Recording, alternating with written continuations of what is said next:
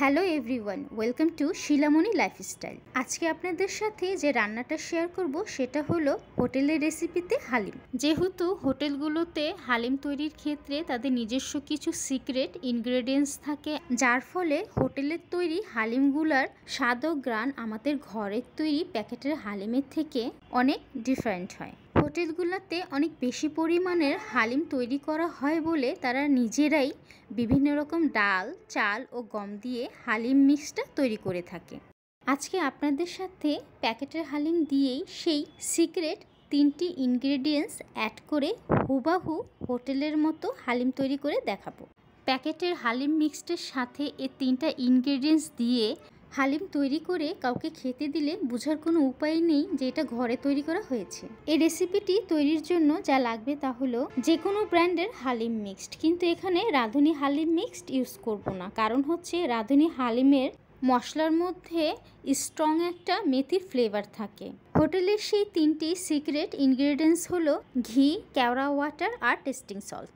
হোটেলের মতো স্বাদ ও গ্রান পেতে হলে অবশ্যই এই 3টা ইনগ্রেডিয়েন্টস ইউজ করতে হবে। যদি কেউ এই রেসিপি ফলো করে রাঁধুনি হালিম মিক্স দিয়ে হালিম তৈরি করে থাকেন, সেক্ষেত্রে হুবাহু হোটেলের মতো কিন্তু হবে না, কারণ হচ্ছে মশলার মধ্যে যে মেথির একটা স্ট্রং ফ্লেভার থাকে সেটা ঘি আর কেওড়া ওয়াটারের গ্রানটাকে নষ্ট করে দিবে। কিন্তু রেস্টুরেন্টের মতো চিকেন হালিম তৈরির ক্ষেত্রে কিন্তু আবার রাঁধুনি হালিম মিক্সটাই ব্যবহার করতে হয়, সেটা অন্য কোনো রেসিপিতে দেখাবো। এখানে হাড় ও চর্বিযুক্ত মাঝারি সাইজ থেকে একটু ছোট করে গরুর মাংস বা খাসির মাংস নিতে হবে। স্বাদ অনুযায়ী লবণ, হালিম মিক্সড মশলার মধ্যে লবণ ও বিট লবণ রয়েছে, আর এই রান্নাটিতে টেস্টিং সল্টও ব্যবহার করব, তাই এখানে লবণটা একটু বুঝে দিতে হবে। লাল মরিচ, হলুদ, জিরা, গরম মশলা, ধনিয়া গুঁড়া। হালিমের প্যাকেটের সাথে যে মশলাটা দিয়ে থাকে সেটা কিন্তু অনেক ঝাল হয়ে থাকে, তাই লাল মরিচের গুঁড়াটা একটু বুঝে দিতে হবে। আদা রসুন পেস্ট, এখানে বেশি পরিমাণ কাঁচামরিচ ব্যবহার করব না, ঝালের জন্য নয়, শুধুমাত্র ফ্লেভারের জন্য 2 থেকে 3টি কাঁচামরিচ টুকরো করে ইউজ করতে হবে। আর লাগবে মোটা করে কেটে নেওয়া পেঁয়াজ কুচি। হালিম রান্নাটাকে আরও বেশি সুস্বাদু করার জন্য হালিম খাওয়ার আগে হালিমের উপরে পাতলা লম্বা করে আদা কুচি, অনিয়ন ফ্রাই, লেবু কুচি করে কেটে নেওয়া বিলাতি ধনিয়া পাতা দিয়ে সাজিয়ে নিতে হবে। হাতের কাছে বিলাতি ধনিয়া পাতা না থাকলে দেশি ধনিয়া পাতাও ইউজ করতে পারেন। এই হালিম মিক্সড প্যাকেটে একটি মশলা মিক্সড, অপরটি শস্য মিক্সড প্যাকেট থাকে। হালিমের প্যাকেটের পিছনে হালিম তৈরির জন্য যে ইনস্ট্রাকশন দেয়া রয়েছে আমরা সেটা ফলো করে হালিম তৈরি করব না। এখন হালিমের শস্য দানাগুলো একটি বোলে অ্যাড করে দিয়ে এর মধ্যে নর্মাল পর্যাপ্ত পরিমাণ পানি অ্যাড করে দেব। দেন চামচ দিয়ে পানির সাথে শস্য দানাগুলোকে ভালোভাবে মিক্সড করে নিতে হবে যেন কোনো লাম্পস না থাকে। এখন এটাকে 30 থেকে 40 মিনিটের জন্য ঢেকে রেস্টে রেখে দিব।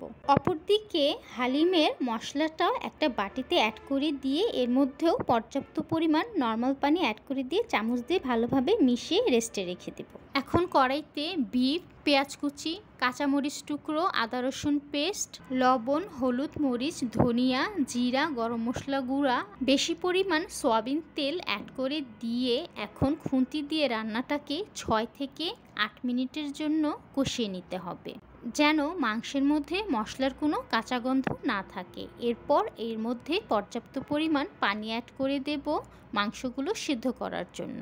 দেন খুন্তি দিয়ে রান্নাটা নেড়ে দেব। যখন মাংসের ঝোলের মধ্যে বলক চলে আসবে তখন রান্নাটা ঢেকে রেখে দেব 25 থেকে 30 মিনিটের জন্য, যেন মাংসটা প্রপারলি সিদ্ধ হয়ে যায়। এই সময় চুলার আঁচ লো হিটের থেকে একটু বেশি আর মিডিয়াম হিটের থেকে একটু কমে রাখতে হবে। 30 মিনিট পর ঢাকনাটা তুলে নেব, আর এখন দেখতেই পাচ্ছি মাংসের ঝোল শুকিয়ে অনেকটা ঘন হয়ে এসেছে। এখন খুন্তি দিয়ে রান্নাটা নেড়ে দেব। আরও 10 মিনিট অপেক্ষা করব যেন মাংসের ঝোল শুকিয়ে উপরে তেল ভেসে ওঠে। এখন দেখতেই পাচ্ছি মাংস রান্নাটা রেডি হয়ে গেছে। 40 মিনিট ধরে যে শস্য দানাগুলো পানিতে ভিজিয়ে রেখেছিলাম সেগুলো হালিম রান্না করার পাত্রে অ্যাড করে দেব। দেন খুন্তি দিয়ে রান্নাটা নেড়ে দিতে হবে। এ সময় চুলার আঁচটা মিডিয়াম হিটে রাখতে হবে। যখন ডালের পানির মধ্যে একটা বলক চলে আসবে তখন চুলার আঁচটাকে লো হিটে করে ঢাকনা দিয়ে ঢেকে রেখে দেব ডালগুলো সেদ্ধ হওয়ার জন্য। 15 থেকে 20 মিনিট পর ঢাকনাটা তুলে নেব আর খুন্তি দিয়ে ডালটা নেড়ে দেব। এ সময় চেক করে নেব ডালগুলো সেদ্ধ হয়েছে কিনা। দেখতেই পাচ্ছি ডালগুলো প্রপারলি সেদ্ধ হয়ে গেছে। এখন একটি ডাল ঘুটনি লাগবে, এই কাজটা ডাল ঘুটনি দিয়ে করতে হবে। সেদ্ধ ডালগুলোকে ডাল ঘুটনি দিয়ে ঘুটে একটা ঘন মিশ্রণে পরিণত করতে হবে। দেন এর মধ্যে আগে থেকে পানিতে ভেজানো মশলাটা অ্যাড করে দেব। যদি প্রয়োজন মনে হয় তাহলে এখানে এক্সট্রা পানিও অ্যাড করে নিতে পারেন। এখন খুন্তি দিয়ে ভালো করে মিক্সড করে নেব যেন মশলার পানির সাথে ডালটা মিশে যায়। এই সময় চুলার আঁচ মিডিয়াম হিটে রাখতে হবে যেন ডালের ঝোলের মধ্যে একটা বলক চলে আসে। যখন বলক চলে আসবে তখন চুলার আঁচ একেবারে লো হিটে করে দেব। দেন খুন্তি দিয়ে আবারও রান্নাটা নেড়ে দেব। এই হালিম রান্নার ক্ষেত্রে একটু পরপরই খুন্তি দিয়ে রান্নাটাকে নেড়ে দিতে হয়, নয়তোবা ডালগুলো পাত্রের গায়ে লেগে নিচে পুড়ে যেতে পারে। এভাবেই আরও 10 থেকে 15 মিনিট ধরে একটু পরপর রান্নাটি খুন্তি দিয়ে নেড়ে দিতে হবে।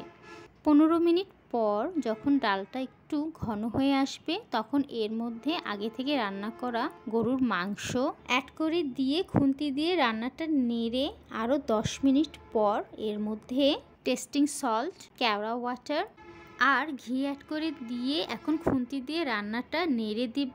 দেন আরও 10 থেকে 15 মিনিট অপেক্ষা করব। এখন 15 মিনিট পর দেখতেই পাচ্ছি হালিম রান্নাটা অনেক ঘন হয়ে এসেছে আর এর উপরে তেল ভেসে উঠেছে, মানে হালিম রান্নাটা রেডি হয়ে গেছে। দেন লাস্টে আবারও খুন্তি দিয়ে হালিম রান্নাটা নেড়ে দেব। এই রেসিপিটা ফলো করে স্বাস্থ্যসম্মতভাবে হোটেলের মতো হালিম ঘরেই তৈরি করে নেওয়া যাবে। Thank you everyone for watching my video and please subscribe my channel for more videos.